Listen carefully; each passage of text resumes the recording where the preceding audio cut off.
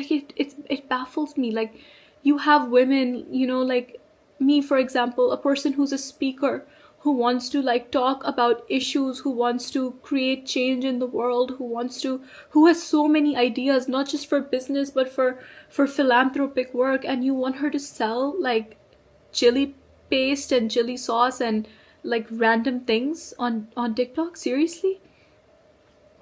um I had so many ideas to work with underprivileged children, which I was already doing in my country, and also in Thailand. I'd worked with an NGO which I really love, and I wanted to raise awareness because now I have the followers, and that's what I always wanted. You guys know, in my interviews I said the reason I want to win is to bring attention to these matters, is to use my advocacy, you know.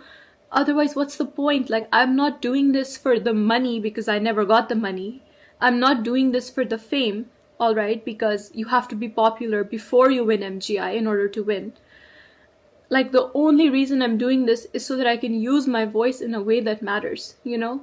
Not selling on TikTok, but actually working with charities. Like, they use this whole stop the war and violence thing, but it's all fake. It's a facade. Where is the stop the war and violence? Like where is the work? Where's the advocacy work for that? Like, I'm here, I'm ready to use my voice, I'm ready to work with an NGO, but they don't want to do that because it doesn't make money for them. And I've heard them say, like, Nawat literally says that this is useless, people don't care about it, it's not entertaining, and it doesn't make money, so we're not going to do it. Like, I'm sorry, but it's not all about entertainment. Being a queen, that's not what pageantry is about, you know? It's about being a global public figure who uses her voice for good, you know? Not these cheap entertainment tactics. I had plans when I was there. I wanted to go to charities. I wanted to visit a blind orphanage, and also, you know, other like slum areas that I had worked in before, and they didn't let me. And they said that it's because like we don't have production team, you know, blah blah blah. They made up reasons. Obviously they didn't want to because it's not paid. And I said, I don't need production team, like my day is free, I'll just go there and, you know, I'll be able to like bring some attention to the cause. And they said no, like, you can't. And so I feel really bad when people ask me that, like, why did you stop your advocacy? Because like, I wasn't allowed to. And what is the point of winning, of having followers, of people listening to you? What's the point of wearing India over here and if you can't actually help in any way, you know? It's completely useless. And I remember after winning, they called us down to the MGI headquarters, okay? And they gave us all our contracts 1 or 2 days after winning, I'm not sure when. And I don't know if I can explain that situation properly, but when they gave the contract, it was like a gun to the head. Okay, it was their pen, their paper, their office, their contract, their rules. And we were expected to just sit down, shut up, and sign it. That's it. I remember I personally stepped aside out of the meeting with all the girls to have a conversation about the contract, because mine was different and I had a couple questions. I wanted to see if there's, you know, anything I can like negotiate, because the contract is obviously very one-sided. Like, it's only there to protect them or benefit them. It doesn't guarantee me or promise me anything. It doesn't protect me or protect my rights in any way. But it's like the whole world is like, India had just won for the first time, and I was seeing people's reactions, and everybody was so proud, and there was so much support, and everybody was so excited. There's no question of, hey, I can't sign the contract. You know, you have to. The whole world is watching you. You just won. You have to sign it. There's that pressure. And the way they approach the situation is like, you sign it. If you don't want to sign it, no problem. You can leave. That's the attitude going into it. I asked, I'm like, you know, can we negotiate this at all? Can I request that we discuss this? You know, my lawyer would want to maybe read it and negotiate. And Teresa was like, no. She's like, if you have a problem, if you don't want to sign it, don't sign it. Tell me right now. You can leave. And so I realized, like, there's no negotiating this.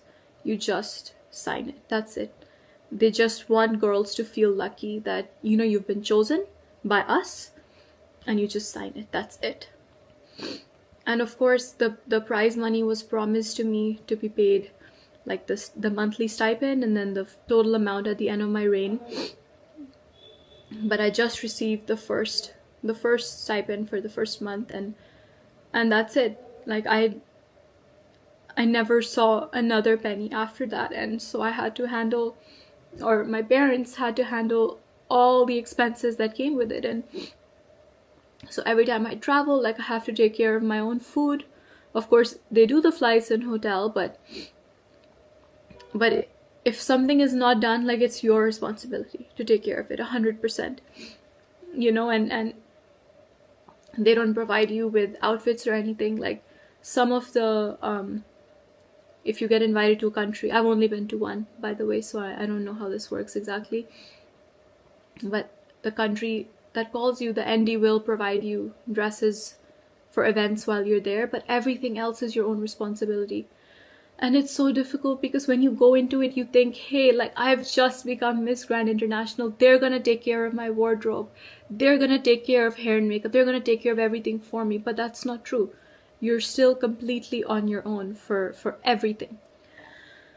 And of course, my reign was particularly difficult for me because of the issues with my national director and the international organization. So when I competed at Miss Grand India, I competed under Glamanand, who was the Indian National Director organization. And I signed a contract with them, as every girl does in every country. And I would be represented by them in India. And then after I won, they had a personal issue with Miss Grand International. They had a falling out, like so many national directors did. And they lost their license for India. So although I was signed to them in India, Miss Grand would not allow me to work with them at all. So I couldn't work at all, basically. And I remember